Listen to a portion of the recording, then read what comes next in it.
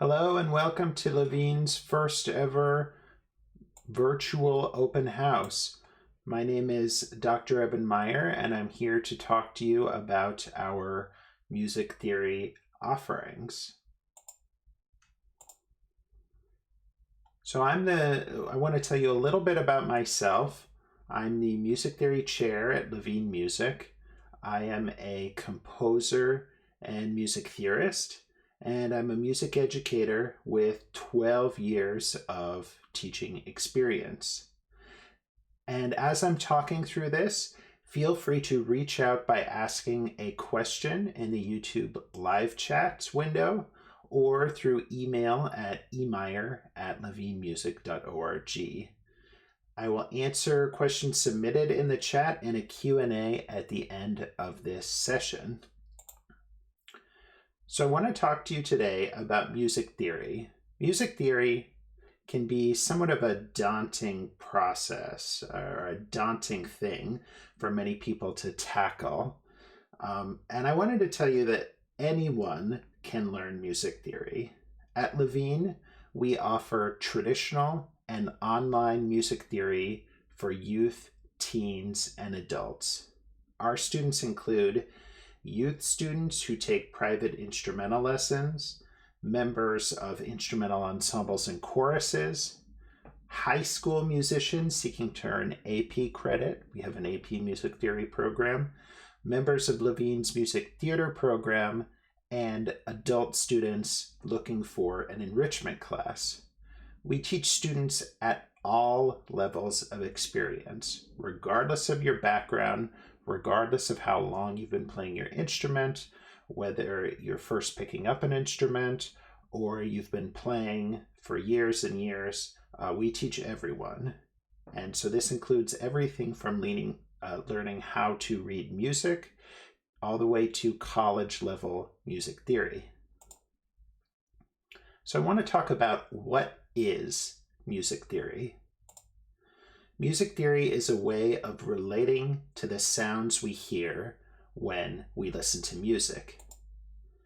Musical structure is based on pattern and repetition. When certain kinds of musical patterns are repeated enough, they become like a language. And this language is mutually intelligible by composers, performers, and listeners.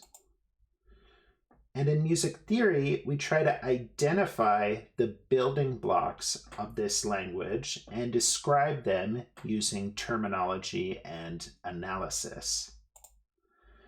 And music theory terminology can describe very basic concepts like a quarter note or a major scale, or it can be used to describe an advanced concept such as an augmented sixth chord.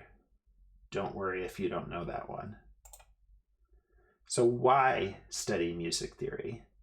Well, the study of music theory provides the foundation for a deep understanding of music as a language. So if we're talking about musical structure being about pattern and repetition, and this pattern and repetition being understood by performers and listeners as a language, well, music theory is like studying the grammar of that language.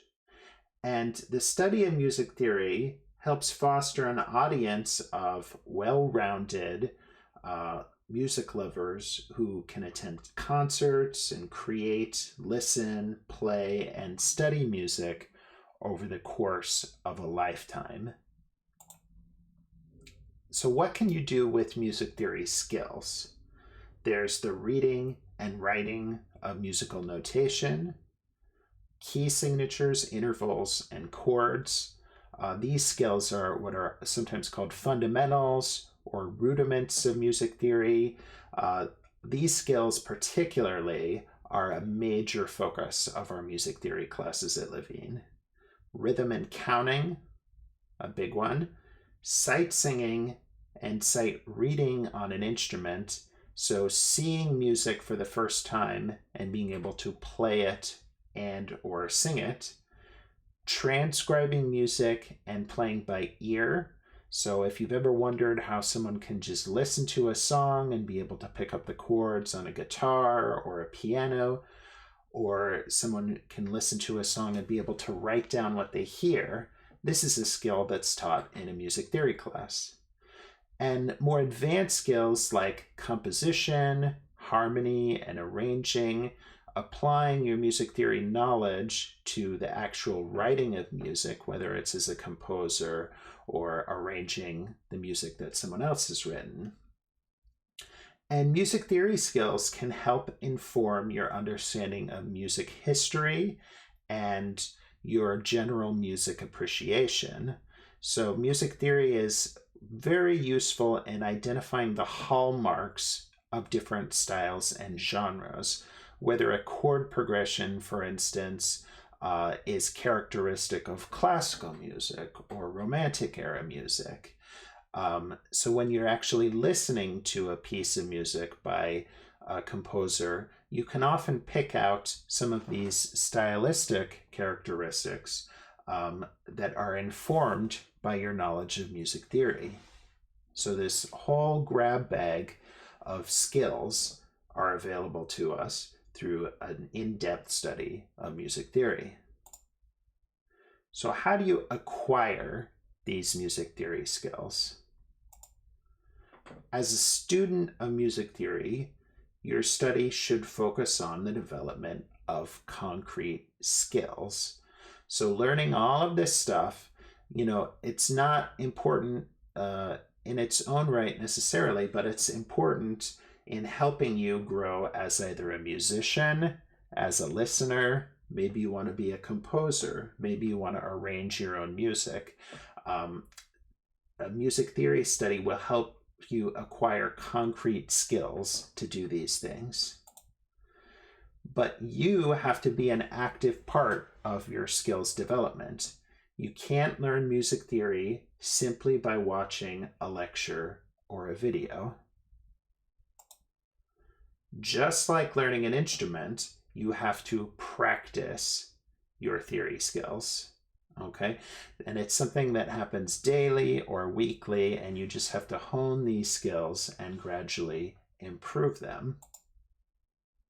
So in traditional music theory classes, the way these skills are developed are through written exercises, singing, creative projects, and musical analysis.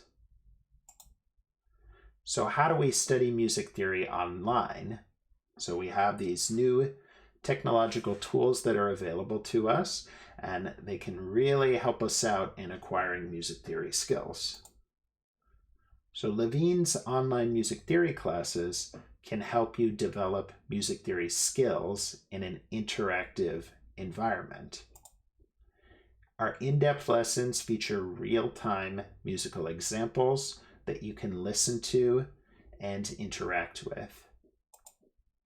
And our online classroom features a suite of integrated software that you can use to hone your skills. And this last part is really the key to acquiring music theory skills, using this software to practice so that you can improve your music theory skills and you're not just passively receiving information. So what we offer, we have a class called Music Theory Basics, and it can be taken by total beginners or by musicians who just want to brush up on their music theory skills. And this is the class that you want to take if you want to learn how to read music, because we have a large part of the class that's dedicating to developing those music reading skills. Music Theory Accelerated is our other offering, which is designed for students who are fluent in reading music and want to learn more advanced skills. And we offer a free online placement test for students who are not sure which class is right for them. You just take the online placement test and we can make a recommendation whether the basics class or the accelerated class is right for you. And to learn more about these classes and register, you can go to our website, which is in the description for this video. So I want to give you a sample lesson just to give you a taste of what our music theory class is all about and how the material is presented in this class. So I picked a topic which has pretty broad application to many people as listeners, as performers, and that is the major scale. So let's talk about what scales are. Scales are the basic building block for melodies. The vast majority of melodies that you listen to are going to take the notes and they're going to draw them out from a scale. Now this term scale comes from the Latin word for a ladder. And what that means is that a scale is a pattern of notes that move in step. Hence, ladder scales move in steps. So let's talk about the major scale. The major scale, which is the most common type of scale in music, it's often described as having a cheerful sound, or a bright sound, or a happy sound. Major scales consist of 8 notes, and the notes step from line to space and space to line. And make sure to include all of the letter names of the musical alphabet when you write the scale. And the first note should be the same letter name as the last note. And here is a C major scale shown both on a keyboard and on a treble clef staff.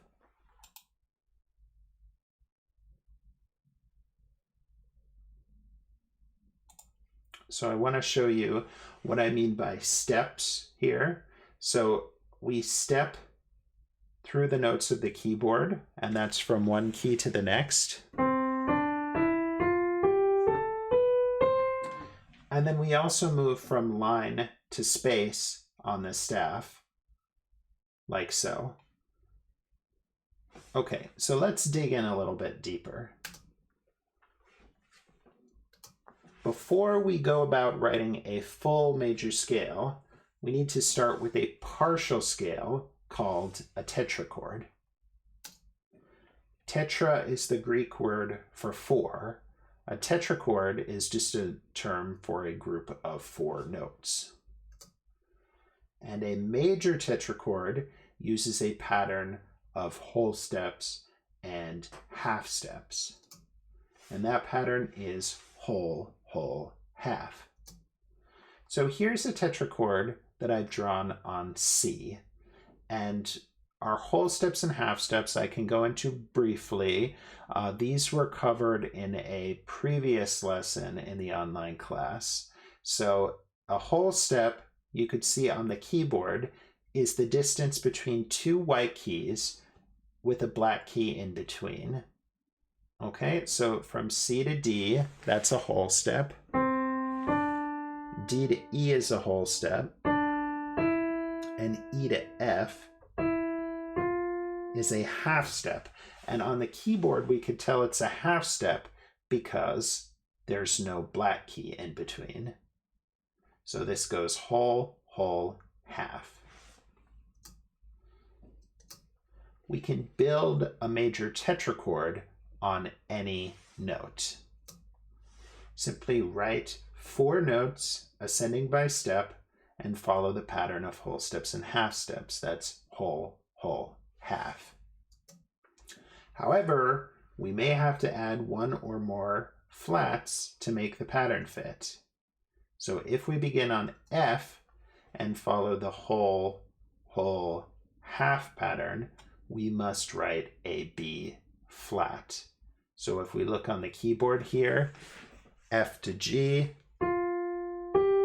whole step, G to A, and A to B flat is a half step. So earlier I mentioned that going from a white key to a white key is a half step. Going from a white key to the next black key is also a half step. So half steps are just between any 2 adjacent keys on the keyboard, and whole steps will have a key in between. We may also have to write one or more sharps to make the pattern fit. So if we start on D and follow this whole, whole, half pattern, we must write an F sharp. So here we start on D, whole, whole, half. So D to E is a whole step, which we've seen because there's a black key in between. Now E to F sharp is a whole step, and there's a white key in between. So a whole step can also be a white key to a black key with a white key in between. And then F sharp to G is a half step. So that sounds like that. So here is a C major scale, which I played earlier.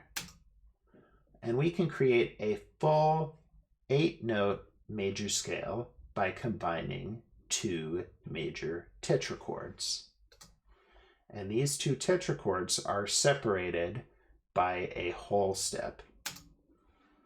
Therefore, and some of you may have heard this before, the pattern to write a full major scale is whole, whole, half, whole, whole, whole, half. And we can see it right here on the staff. Whole, whole, half, whole, whole, whole, half. We can also double check that against the piano keyboard right here. Whole, whole, half. See, there's no black key in between here. And then whole, whole, whole, half. Again, no black key in between here. So that's our full 8-note major scale starting on C. So the C major scale here is a combination of the C tetrachord, so the tetrachord that starts on G, with the G tetrachord. So that's the tetrachord that starts on G. And the C major scale has no sharps or flats. It only uses the white keys of the piano. So it's often our, most basic scale that we start with when we're learning scales. So let's look at a G major scale. To write a G major scale, we have to start on a G. And scales get their names from their starting notes. We can combine the tetrachord that begins on G with the tetrachord that begins on D. And recall from the earlier slide that the tetrachord that began on D needed an F sharp to make the pattern fit. So let's hear what this G major scale sounds like. Okay. And G major scale has an F sharp in it.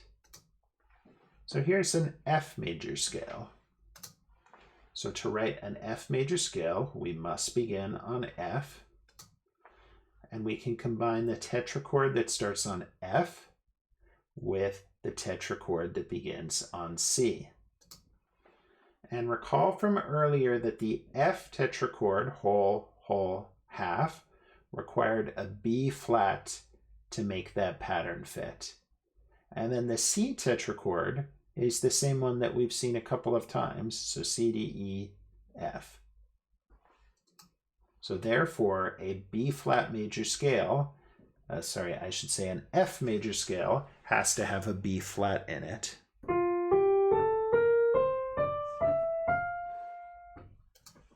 So writing your own major scales. You can write a major scale starting on just about any note. To write an unfamiliar scale, follow these steps. 1.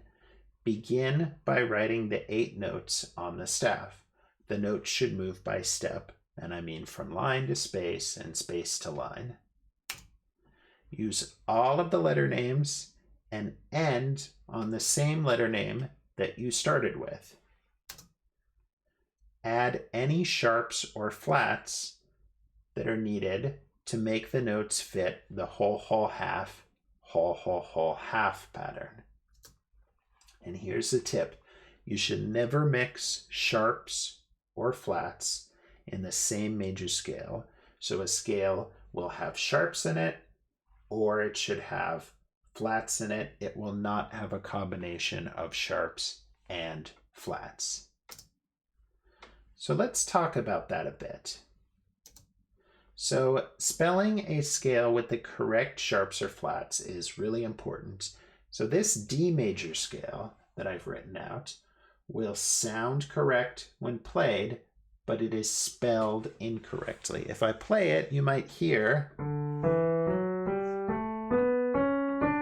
that it sounds pretty good, but it is not spelled correctly, and it looks very strange when we look at it on the staff. So it's important when you're writing a scale that you're able to see the steps. So line to space, and it should go space to line to space, space to line, etc., etc. But here we're going line to space, to space, to space, right? So 3 spaces in a row. So that's wrong, and that's something we want to avoid. And the scale also mixes sharps and flats, which is something else we want to avoid. And it does not use all of the letters. So we have no F here. D-E, we skip the F and we go to G instead. So scale spelling. Here's the D major scale written with the correct spelling. The notes are written so they move in step, line to space, to line to space, to line to space, to line to space. And there is a note written on every line and space between the 2 Ds, and no lines or spaces are reused. All of the letter names are used: D, E, F, G, A, B, C, D. When a scale begins with a flat note, the scale will end with that same flat note, and it will not use any sharps. When a scale begins with a sharp note, the scale will end with that same sharp note, and it will not use any flats. So again, no mixture of sharps and flats. So here's a B flat major scale, which starts and ends on B flat. And if we want to think about our tetrachords, this is a combination of a B flat tetrachord with an F tetrachord. So whole, whole, half, whole, whole, whole, half.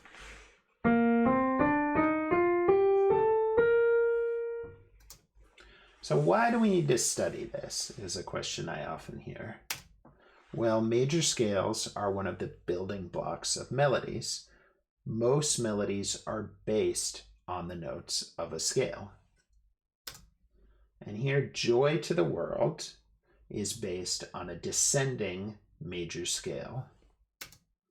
Here, the melody descends through the notes of a D major scale, moving by step from the highest note to the lowest note of the scale.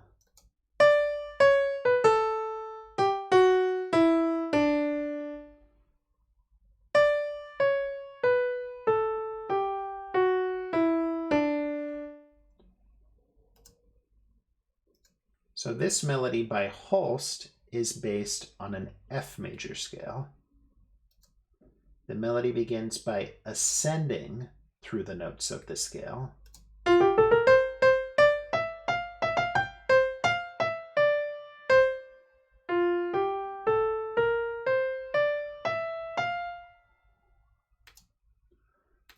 However, most melodies are composed by rearranging the notes of a scale into a completely new order.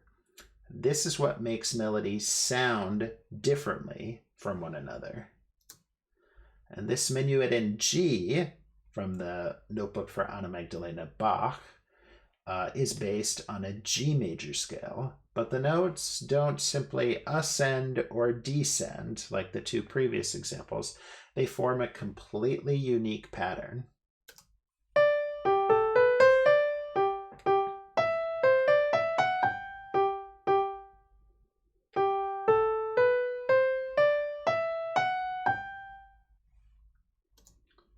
So here are some exercises you could do to help develop your skills in writing scales. So first, you can practice writing tetrachords on a note following the whole, whole, half pattern. And you can use a piano to calculate half steps and whole steps. Now, if you don't have a keyboard, there are many virtual pianos available for smartphone and online as well. So on my iPhone, I have a virtual piano with the GarageBand app, and there's plenty others available for download. If you want to go to a website and you're on a desktop computer, musictheory.net has a virtual piano that you can use. So after you do that, you can practice writing full major scales using the whole, whole, half, whole, whole, whole, half pattern. And be sure to follow the steps outlined in this lesson.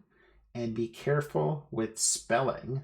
Just because something sounds right doesn't mean you've used the right sharps or flats. Okay, so now I want to give you a demonstration of our Music First classroom, and this is the platform we use for our online classes. So here you could see an overview of our Music Theory Basics class.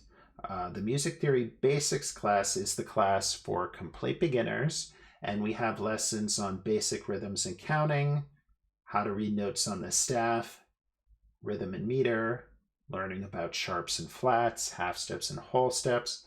And then we get to the lesson I just gave, which is Unit 6. So let me go ahead and open that.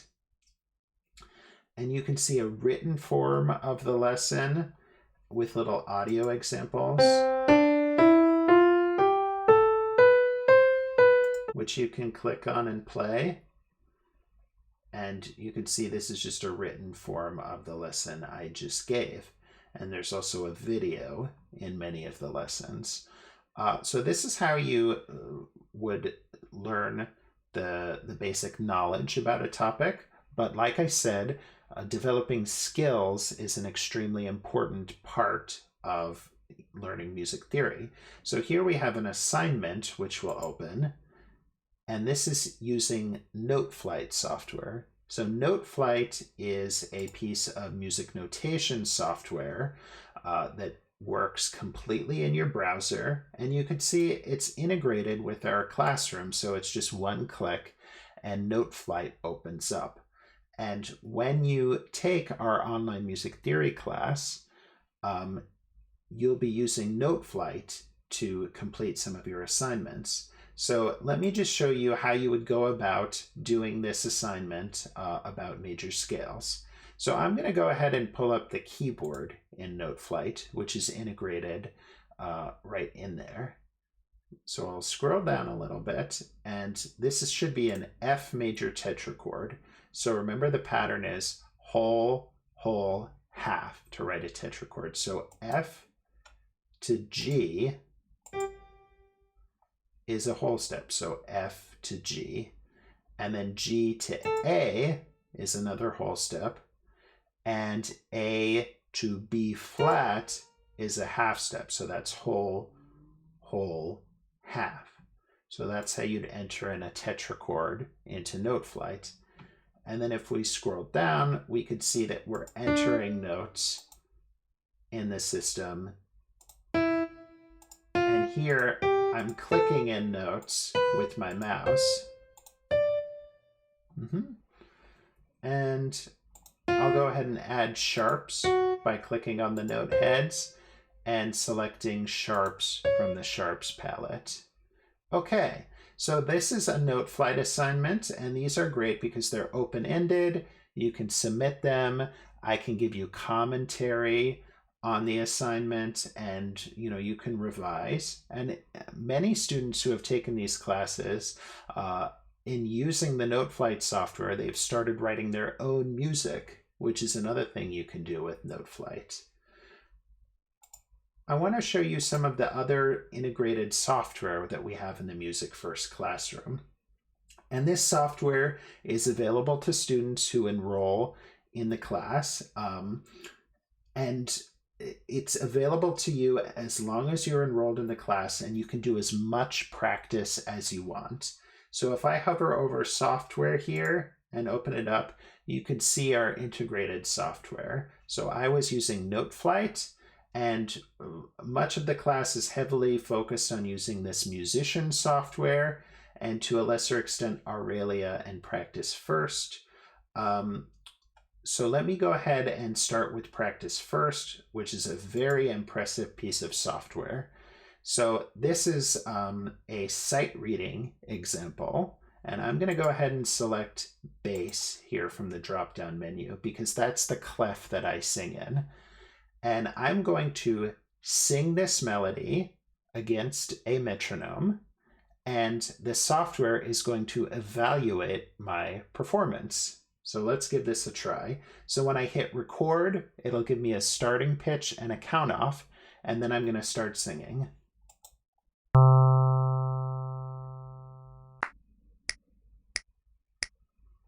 Do, re, mi, fa, sol, sol, sol, fa, mi, re, do, do, re, mi, fa, sol, fa, mi, re, do. Okay, so you can see it evaluated my performance here. And it was very critical about my intonation, but that is very helpful for me as a singer because I can go through and, revise my singing based on the feedback that the software gives me. And I can go here and click do, re, mi, fa, sol, sol, and listen to my performance. And if I'm happy with my performance, I'll go ahead and submit to the teacher. Okay, so that's the Practice First software. I also want to show you the musician software, which we'll use in many of the assignments. So I'll set it to the introductory level. There's also a beginner and intermediate level as well. So I want to show you a scales exercise. So enter a C major scale ascending. So I'm going to click in notes with my mouse. Okay, oops, that's the wrong note. So I'll go ahead and click it in like this. All right, then hit submit, and it will tell me if I've clicked in the right notes. G major scale. So I'm going to make a mistake in this just so you could see what it does if you haven't entered the right notes. Let's add a natural to that last one. So this is a scale that has some issues with it. So I'll go ahead and hit submit.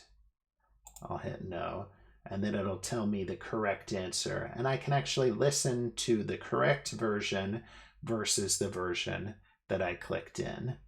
Okay, so that's the musician software. The Aurelia software is ear training software. So I'll just give you an example since we're talking about scales today.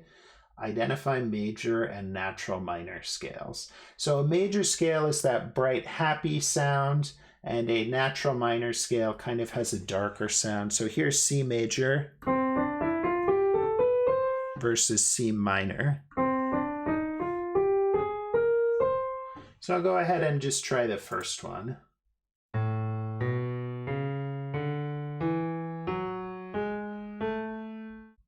So that is a major scale. And then it will show me my correct answer. And I can listen to it. So that's the basic idea behind Music Theory Online. So I want to go to the Q&A now, and our marketing head, Angie, has been helpful in collecting some of your questions. So I want to go ahead and answer those questions now, and hopefully I can get through all of these. And even if you haven't asked a question yet, feel free to ask one. Okay, so Robert asks, does music theory add or subtract from the experience of listening? Well, I have a bias here as a composer and a music theorist. I would say that music theory absolutely adds to the experience of listening. You're understanding the basic patterns and structure of the music that you hear, and you'll start to, if you are really dedicated to your music theory study, you can start to hear different types of structures and patterns that are repeated in different types of music. And you'll start to hear, for instance, like chord progressions that you can hear in one type of music versus another, and they're different in different types of styles. So I would say absolutely music theory can help add to the experience of listening. Question from William: why did we adopt a 12-tone scale?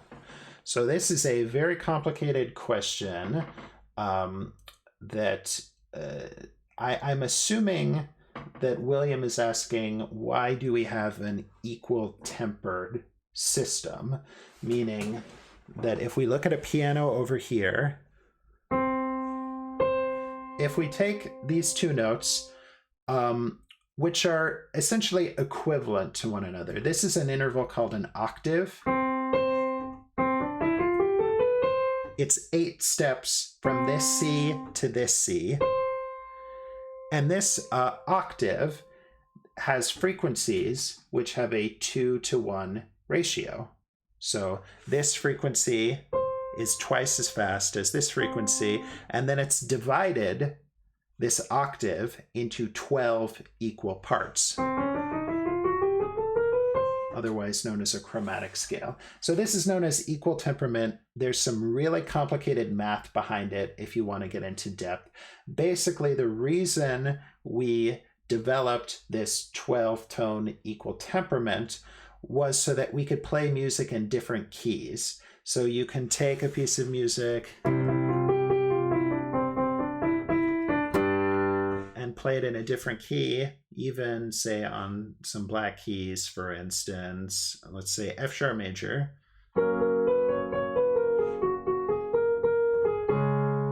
And it's essentially going to be the same no matter where I move it on the piano. So that's the advantages of a 12-tone system. So Adam asks, I'm interested in finding out if the classes will be self-paced or on a set schedule. I've completed Music Theory 1 and 2 and I'm looking to continue. Our online classes are on a self-paced, in a self-paced format. So you can sign up for the class at any time during the year and complete work at your own pace. We recommend that you try to complete 1 unit per week, just so you can stay on top of your work. But we understand that everybody has a busy schedule, and some weeks you're going to have a lot of time. You can do a couple of units in the music theory class, and then other weeks, you might not have as much time, so you have to skip it. So that's the advantage of taking an online class, is that you can do work whenever you have time for it. Okay, KS has a question. What month will Levine offer online music theory? And the online music theory classes are available right now. You can go to our website and sign up right away. And basically any month going forward, there will be online music theory classes that you can sign up for. Okay, so Steve says, could you show the syllabus for the accelerated class? So Steve, if you want to shoot me an email, my email is emeier, EMEIER, at levinemusic.org. Hopefully Angie can maybe provide that in the live chat. Feel free to shoot me an email and I will send you the outline for the accelerated class. Claudia asks, how helpful is music theory with wind instruments? Well, you may have seen me play all this stuff on the piano, but I actually started out as a wind player. I played trumpet throughout high school and into college. And again, I have a bias, but even as a wind player, I found music theory to be extremely valuable. When I was playing in ensembles, I wanted to know when I'm playing that line on my trumpet, what chord is the ensemble playing? What member of the chord does my line play through? And just as a wind player, when you're in an ensemble, especially if you're in an orchestra, you spend so much time sitting there in the back waiting, listening to music. And I found that to be extremely informative if I understood the structure of the music that I was listening to. So absolutely, music theory is very valuable for wind players. And just because I demonstrate everything on a piano doesn't mean that a wind player can't take music theory. Okay, Monique asks, when will classes start for music theory and how do I register? So registration is open right now. You can enroll at any time throughout the year, and you can register in the description of the video underneath. There will be a link to the music theory online page, and you can select from the accelerated or the basics class, and you can register right on our website. And within a day, I'll send you your login credentials for the online classroom, and you will be up and running learning music theory right now. Okay, Nell asks, will music theory help with learning jazz improv? Our current online classes, Music Theory Basics and Music Theory Accelerated, will help you develop fundamental music theory skills that will help you in any musical style or genre. We also offer a jazz theory class online taught by our wonderful jazz chair, Gary Prince, and he'll actually be giving a webinar about the jazz theory class later this month. So I would suggest if you really want to work on jazz improv, look at our jazz theory online class. Tom asks, what are the most likely benefits of taking this class for a younger musician?